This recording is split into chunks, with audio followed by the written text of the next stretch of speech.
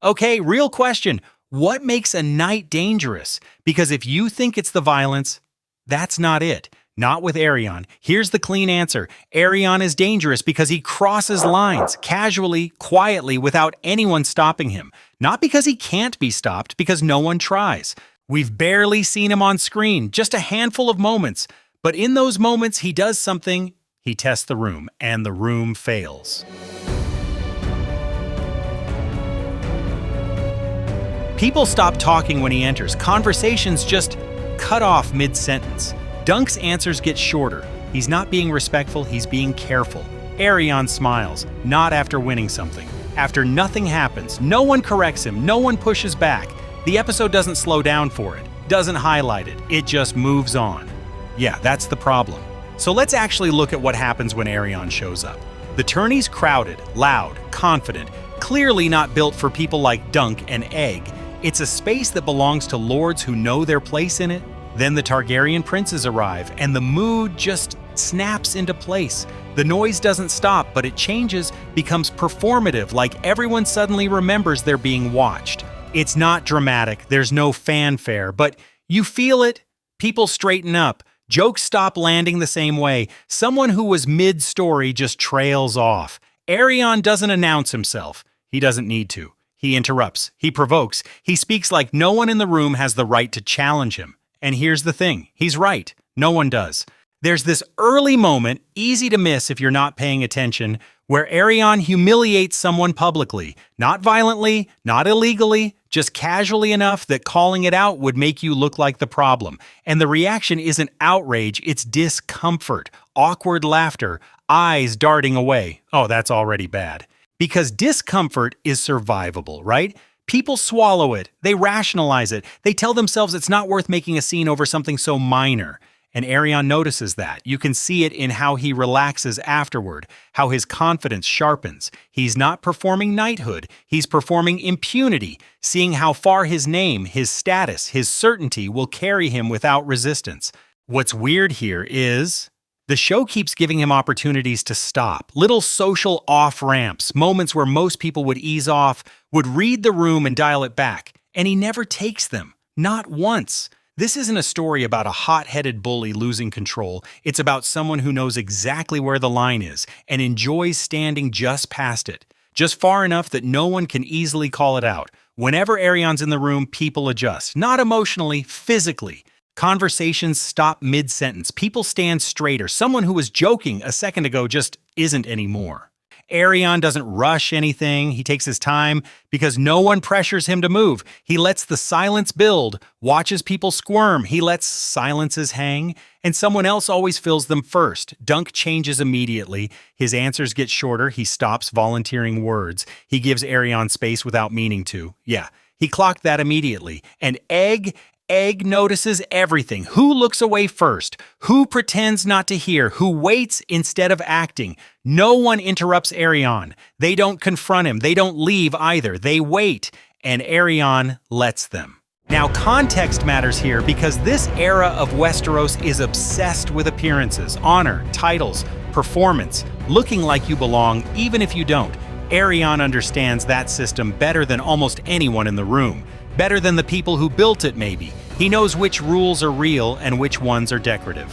Which is not great, because systems like that reward people who treat morality as optional. When we talk about dangerous knights, we usually mean the obvious stuff, right? Big swords, short tempers, people who snap when pushed too far, who turn anger into action without thinking, but Aerion doesn't snap.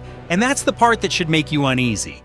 What the episode quietly does is show him testing people. Over and over, in small ways, casual ways, not to see if they'll fight, but to see how much they'll tolerate before they push back. And the answer apparently is a lot.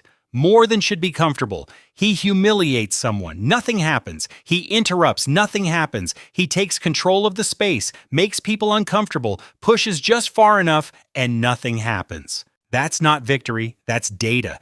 Information he's filing away for later. That's confirmation that the system will bend before he does. That his name, his blood, they're shields that don't break. There's a moment where Aerion smiles, not after winning, not after provoking, but after nothing happens. No consequences, no pushback, no challenge. That smile? Oh, that's worse. Because what you slowly realize is that he's not breaking the world's moral code. He's exploiting its enforcement gaps, the places where everyone agrees something is wrong, but no one wants to be the one to say it out loud. And here's the thing, this isn't just clever writing, it's straight from George R.R. Martin's playbook. Martin has never written danger as chaos. He writes it as entitlement, people who believe the world will excuse them, because it usually does. Think about Joffrey, sure, but also think about the subtler ones. People who don't explode, people who experiment, who poke at boundaries just to see what gives, who turn cruelty into a method instead of a tantrum. Aerion isn't inventing this behavior. The show is just visualizing it, putting it in rooms full of witnesses who choose silence. Now wait, hold on, because this is where Dunk becomes crucial. Dunk doesn't threaten Aerion physically, not yet. He threatens him symbolically, just by being earnest in a space that rewards performance. Because Dunk believes knighthood is about protection, about stepping in even when it costs you, about using your strength to shield people who can't shield themselves. Aerion believes it's about visibility, being seen, being untouchable, being above consequence. Those two ideas cannot coexist. They're mutually exclusive philosophies wearing the same uniform. One exposes the other, makes it visible in a way neither can ignore. Yeah, that was never gonna end cleanly. And Dunk, this is important, Dunk isn't weak here. He's not naive or blind to what Aerion is. He's choosing restraint because he thinks restraint is virtue, because he was raised to believe that the right thing is often the quieter thing. But Aerion doesn't read restraint as virtue, he reads it as permission, as proof that the system will bend before he does, as evidence that Dunk's principles are just another performance, one that breaks under pressure. And Egg sees this instantly. He's small, he's quiet, he's powerless, which means he understands power dynamics better than anyone in the scene, because he lives with them constantly, navigates them every day without the luxury of pretending they don't exist. He doesn't need Aerion to draw a sword to know how dangerous he is. He just watches who goes silent, who pretends not to hear, who suddenly finds something else to look at, who makes themselves smaller without realizing they're doing it. I'll be honest, I missed this on my first watch. I really did. I thought Aerion was just being set up as the bad one. Standard stuff, a clear obstacle for Dunk.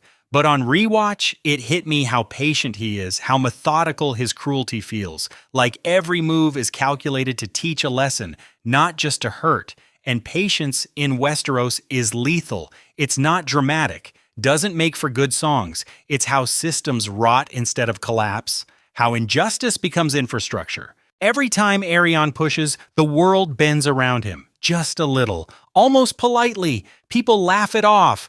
They look away, they tell themselves it's not worth it, that it's smarter to wait, that someone else, someone with more authority will handle it eventually, and that's the consequence the episode keeps circling without naming. The thing it shows you without announcing. Not violence, normalization, the quiet recalibration of what's acceptable, the slow lowering of expectations for what's acceptable.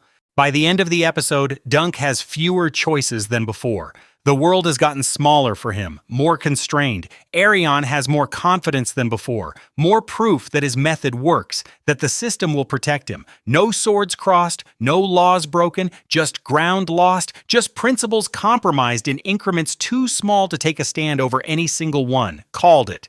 So when we ask why Aerion is the most dangerous knight, it's not because he'll kill someone tomorrow. That's almost beside the point. Violence is easy to respond to, gives you a clear villain, clear justification. It's because he's teaching everyone around him what they're willing to live with, what they'll excuse, what they'll step around instead of confronting. And once that lesson sticks, it doesn't unstick easily, doesn't reverse just because someone decides to push back. It becomes the background noise of the world, the new baseline everyone builds their expectations around.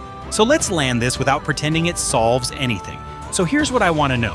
When these two finally face off, who do you think wins? The knight with principles or the prince with impunity? Drop it in the comments. I read all of them. Episode 5 drops Sunday. We'll catch up right after for a full debrief. Thanks for watching, and I'll see you in the next one.